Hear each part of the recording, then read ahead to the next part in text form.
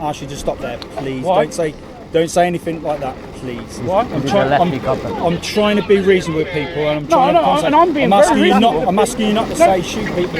In this gripping encounter, a calm visit to a migrant hotel quickly spirals into a heated debate over immigration, free speech, and police authority. As tensions rise between locals, migrants, and officers, the atmosphere shifts sharply when UK police discuss invoking Section 34 powers to disperse the crowd. What follows is a raw, unfiltered look at Britain's growing divide, where government policy, community safety, and public anger collide. Amid the arguments, there are flashes of humanity, reason, and frustration on all sides, revealing just how fragile communication can become when public concern meets police control. Stay tuned to see how the officers handle the situation. Will reason prevail, or will restriction take over? I'm filming to keep authorities accountable. If you believe in public rights and freedom, subscribe now and join a community built on truth, transparency, and accountability. Do you get that a bit? Do you have that issue around here? Yeah, whenever, they're always at the bus stop, because I go to Spindle Bay bus stop. They're always trying to talk to me. And I tell them, no, I don't want to talk to you. They're always like looking at me, and yeah. Creepy, basically. Yeah, asking for my number and stuff. Yeah, my daughter, she's 18, she gets it in confront, she's got the baby with her and that. She's really pretty, like, 18-year-old girl, like, they all come up to her and Yeah. But I think what it is as well is for them, they think... They even stare at my mum as well. Yeah, they... Two pulled up in a car last Saturday when I was going out, when I was at the bus stop. Two of them, and I just walked down to the other bus stop because they were like freaking me out. Yeah, that's what I mean. But I think as well, they see American movies, they turn up, they see a pretty white girl, they've seen this in American movies, to them they're probably like, oh, and it's just dangerous in my eyes. Yeah, it is. I don't know how the police and the In their countries, their fucking women are covered up. Yeah. So when they come here and see you like that, it's like, whoa. To them, it's like, whoa. I don't know how the government can defend that. Yeah. What about? He's just said, because I said, would you let a migrant live in your house with you? He went, I have. I've let him eat at the table with me, and they've all turned vegan with me. I told you he's a lefty. Yeah, I told him he's a lefty. He started laughing. No, yeah, exactly. No, and I 100%. Didn't you, officer? Oh, you won't? Officer. Yeah. You said you've had a migrant at night. Where are you then? That's it. And we cook for them. I just believe that we should be helping people. We should be helping each other. And like I said, what's your name? First name. If you don't want to. I know it's being polite. No, that's fine. But as we've been saying, I just think it's just awful that they put you in a situation and it just winds people. You can keep it on if you want. It's not on. Right, listen. So obviously the understanding is population here is now growing, you know what I mean? So obviously it's full. Now, obviously, perhaps if we never had a line government, you know, who's causing divide and an ideology between everybody, totally. You know what I mean? You know, and I'll stand here in front of everybody now and I'll say, is Nigel Farage the answer? Probably fucking not. No. You know what I mean? Because you know what's going to happen there. Because you know what he is? He's freaking skimming it. All the people who own these hotels, he probably knows them. He's got some backhands from them. And the issue you've got now, if he does get into power because he's brainwashed everybody, the people that have accepted it, and he doesn't deliver, it's going to cause an absolute. Oh yeah, he'll be drawn and quartered. Of course, it will, and it'll be massive. Do you not think that? So my thing with it is the illegal migration is not for me. My opinion is massive. Legal migration is the true issue. It's too high. It's a massive issue, and I think what's happening now is a natural instinct, tribalism starting to kick in. You're flooding the country too fastly. I think we give human beings too much credit, man. We're very tribalist people, and we are violent in heritage. We've been peaceful in this country for 70 years, and I think there's tensions are starting to rise. Look what happened when we brought the Windrush and the Indians over. Racism, we had to years to deal with that and get rid of it because people are insured, right? I think, but now when you do the same thing's rising again because you're flooding that many people that quickly. No one's saying don't bring immigrants in, just slow the levels down. It's not about racism. I said the same thing to you. The system is wrong. It is, yeah. And they should have built proper places like old army bases, old RAF bases. Yeah, but the problem is the left start trying to call it bloody concentration camps. That's the problem. No. We shouldn't build no We shouldn't build nothing for no one to come here. They shouldn't even be held here. What we need to do is we need to place turrets. Dude, please listen. I'll ask you to stop there, please. What? Don't say anything like that, please. What? I'm trying to be reasonable with people, and I'm trying to. And I'm being very reasonable. I'm asking you not to say shoot people as a club. No, I would. Please. You've just. Please. I wasn't going to say shoot people. It was just putting them up there. When you start saying about turrets and stuff. If we stuck some turrets there, and we just shot in their direction, not at them, but like just close enough where like a few warning shots, But that doesn't matter, does it? they'd turn round and go back. They wouldn't. They wouldn't. But the ocean's doing that. They're desperate. They're not desperate. The only thing they're desperate for is our benefits. Who's been in the army? My uncle's in the army, and he said my uncle's was 28 years in the army, and he said to me, I wouldn't be having so many coming in so quickly. It's dangerous. So when the countries I've been to, when I've seen what happens when there's divides and people just at each other's throats, this is what worries me. This is what does worry me when we don't care about each other. Yeah, but we do care about people. We are compassionate. But do you think the entire world's our problems to solve? You're asking me to care about someone from foreign lands who had no care for me or my family when they entered here illegally. Yeah, but they do. No, they don't. I think generally people are inherently good. You're a good person. You're a good person. I just think we're all good people, and we just have to accept that and just try and make a better country. This is England. This is England. We're British is Britain is the best country in the world. No. Listen to this Britain stuff, because these people seem to think I'm British and they want to come here. But these people think that once they get documents, they're British. They're not. They British. don't. They're not British. They do. I've had interviews with them. They do. I've literally had an illegal migrant stand there and tell me I'm British. Yeah, but they're not allowed British. to. You know, one of them sells illegal fags out of here. You go onto Snapchat and click on the Snap Maps and you click right on the thing. It takes you every story of them. There's about 200 fags.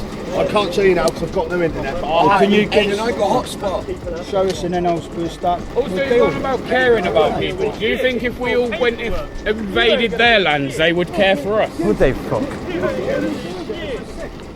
We'll go and invade Africa. Do you think they're going to care about Do you not do that little way come back? What? I've got them all, babe. Mate, he is an ultimate lefty copper, he is. He's getting clipped. He means well. He means well, yeah. I still can't agree with that, you know what I mean? No, my thing is, yeah, everyone in the world suffers, but when does it not have to be our responsibility anymore as peoples? Like, the whole world isn't our responsibility. I'm sorry, it isn't. And it doesn't matter how many people we bring into this country, we are not going to solve this country's issues with them people's issues. Yeah, they'd be better off staying at home and solving their own issues. Oh, look, we've got fake. SIA for? Or were you just handed one? Oh, I handed it, man. They pay for it these days, bro. Don't be silly. When I did it 15 years ago, bro, they give you all the answers for the test when you're doing it. When I was doing the test, bro, it was the biggest farce I've ever been to in my life.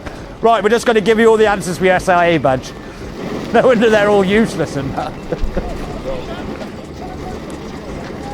It's like, you know, with your sat nav, if you keep using your sat nav, you never learn when you're going.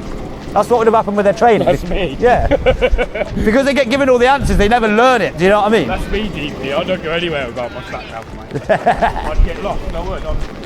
But you'd be surprised if you took that sat nav away, how quickly, if you picked a map up, you'd figure it out. Oh, no way.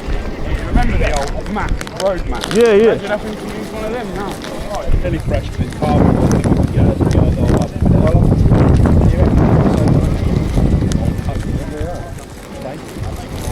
I'll put that back there.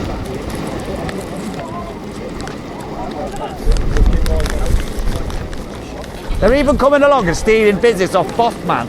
You know what I mean? I'm joking. Right. I can't lie. You're right. I've been covering these for about 3.5 years.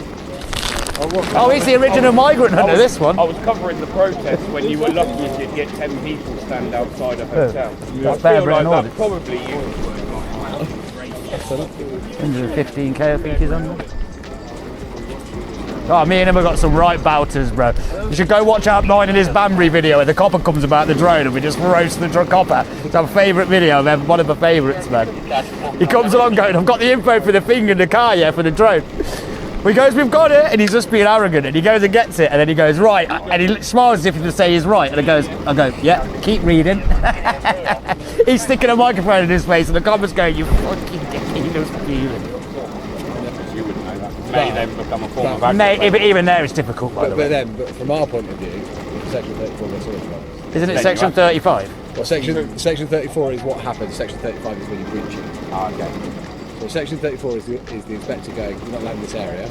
And then I go, because of Section 34, you're now breaching the Section 35. Nice that information, because the other week in Tamworth, they didn't do the Section 34, they went Section 2035, so that means they've broke the legislation, haven't they? Well, no. So we'll be using that information there to go and re-look into that, and then going back to Tamworth Police about that. The Section 34 would have been in place, but you might not have been informed of it. Well, they can't then not inform you about it and then punish you So they should have for ignoring it, They right? should have given you at least one more. They didn't. Oh, okay. So then they've done it wrong, haven't they? Yeah, no, so Tamworth Police, that's going to be worse. Juicy, because he Section 50'd me and forced me to give him the details, so that's a cheeky 375 when I had to go to the solicitors. Chilling, that'll pay for Section the 50 is actually a very useful piece of legislation for us. Yeah, but it does get abused to get people's details, because a lot of coppers do need to go to Details Anonymous, I know. Not being an arsehole. So one of the things that I always say, and I'm quite, you can ask Aidan, I'm quite upfront. One of the things I always say is one of the biggest reasons that we have to arrest people. So do you understand, have you had Code G explained to you? No. So PACE. Yeah, so PACE, Police and Criminal Law Act 1984. It puts through some of the necessities for arrest. Yeah. So that's called our Code G. Yeah. That you have to read these. One of the main reasons you have to be arrested is that we need to know who you are. We have to prove your identity. Yeah. Half the time, people, three-quarters probably of the time, people will say you're committing antisocial behaviour. So under Section 50 of the Police and Reform Act, gives you details or you'll be arrested. Yeah. It's because if we know who you are, we don't have to arrest you. Because if you do commit offence, we know who you are, we can deal with you later. Yeah. By means of even like a voluntary interview. So you don't have to go to custody, you just come in and be spoken to. But I do feel like you stretch the Section 50 on the antisocial when there wouldn't have been antisocial situations occur. You're just saying it's antisocial in your opinion. So this is where the law has been very cleverly written, because it's an antisocial behaviour as deemed by a normal and competent person. So you don't actually need to be offending anyone. You're just behaviour that if people were there, were they being disruptive? Or is there one person in the area that can be doing? So you can't Section 50 someone in a field and there's no one else around. Yeah, but I've been Section 50 for filming. Stood there filming. That's probably a stretch. It will fit in the legislation, but it's a stretch. I don't know. It's not. Because the argument would be that people don't expect or want to be filmed in their day-to-day. But that would not go under the crime. It would never stand up in court, that would. No, but part of the thing in Section 50 is avoiding court. And if anyone who went to any competent solicitor on that would be a payout every day, because filming's lawful, man. We have to have freedom of press. No, I agree. I know it's important, yeah. ABs, I've been on ABs. Oh, yeah. Oh, I know him a few times. I'm one of the auditors as well. That's also one of the auditors as well. How's Bear gone? We get paid nice off you guys, so thanks for the revenue. Well, I know two of my colleagues got for ABs for searching in the sections. Yeah. He got he's been. He's in Banbury and Morrison. He's from Banbury. Yeah. Reader. Yeah. To be fair, I've had conversations with him when he's not filming. AB's a nice guy, you know. Yeah. Really nice guy. I've had when he's filming, he's a bit of an arse, and he got really annoyed at me because I kept calling him by his name. No, because I know what he was trying to do. No, his style of police auditing, which is pretty similar to mine, is he puts the pressure on you to see if you can act accordingly and professionally. That's the point of it. Yeah. Like originally it was pin act because he was getting stopped photography in public, but then it morphed into. There was one that I got annoyed at him though, because I wasn't there, but I spoke the next day. It's when we had a suicidal girl on a bridge. Yeah. Banbury, and he tried to film him, and my colleague that was there, he's an idiot. He was a bit of an idiot to read, but it was just like we were trying to deal with it. Yeah. But see, he probably would regret. A lot of us regret some of the things we've done and filmed in the past. Don't get it twisted. We do. We will sit there going, we shouldn't have done that. Early on, see, we ain't got no bosses when we're doing this content creating. We start our own channels. It's like a journey where it just goes. It just morphs. Yeah. We all make mistakes. But this is where I think the numbers. This is where, again, people keep going about illegal migration. They do the old cliche thing, but it's not legal migrants. But I think legal migrants is the biggest issue, where if actual genuine refugees are getting overlooked now because the numbers are so high, and that's if the numbers weren't so high, That's what's happening. I think it would. If the numbers weren't so high, the refugees would be more received. And I can tell The my actual ones. personal opinion, not as a police officer, but as a person, is the Conservative government that was in power that basically closed all ways to get into this country. So the only option people had was to do it illegally. Yeah. And that's what. And then as soon as one or two people do it illegally, or one or two boats come across, people go, "That's how we do it." And that was the problem. Is basically by shutting the door, we forced people to climb through the windows. Yeah, I get that. It's a metaphor. And because we've stopped them coming in by applying, where my best friend from university works for the Home Office, and his job was to interview people applying for asylum and stuff like that. And he said, when we had people apply for asylum, we could turn around and say no. And then we would go to the French or the Italian or the German and say, no, they're in your country, they've come from there, they're going back there, and the French and Germans or Italians couldn't say no. And then when we left the EU, if we were trying to send them back, they were like, no, they're in your country, it's your problem now. Because we closed all forms of them getting in, the only way they could get in was illegally. And because of our laws weren't in place to then deal with them. Well, the maritime law, the loophole that blocks us with it, didn't it? And then also the fact is that when they got here, there was no plan to look after them, so all they did is put them in hotels which were closed after COVID, because the hotels were like, yes, we want the money. I just think if the government don't slow immigration down, the tensions are going to continue to rise, racism's going to rise, because a lot of the British people are pissed off and said no. They've said for 30 years no. It's not out of racism or hate to anybody, but when we've had politicians over the years that have run political, trying to get into power on the basis of slowing immigration down, we even did Brexit, which is the main pretenses why we left Europe, was on that, and they got ignored. This is why it's happening. Brexit, I did geography at university, I literally studied Brexit, and I could get very political with Brexit, in my personal opinion, because the whole country was lied to about Brexit by both sides. There was a lot of things that were said about Brexit that weren't true, and the reason people voted for it is because they were going to control our borders, when actually when leaving the EU we have less control.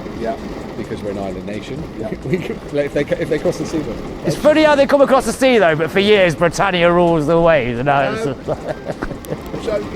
obviously Boris Johnson not go with Brexit in the end, wasn't. Now, do you think he could have done? Do you think he was dealt a bad hand from having come into the position he come into with the things that was going on? Poison chalice, basically. Yeah. Do you think he would have had a better chance at his job if he didn't have all that? Potentially, but you also have to remember how Boris Johnson came into power, because he forced Theresa May out. Yeah. So he wasn't actually elected by the people. So the problem, my personal opinion is the problem is there is a certain group of Conservative MPs who were very powerful at the time, which you would call the Eurosceptics. So people like Jason Riggs-Maltby, they had a personal viewpoint on Europe, and they used that to get what they wanted, and used their power, so to speak, to then influence how the government did things to get what they wanted, not looking at the big picture, how it will affect their power. With someone like an MP like Riggs-Maltby never liked Europe for various reasons. Let's get Britain out of the EU and then we're done. Brilliant. But what about all the people that lied? So, for example, there's a very famous interview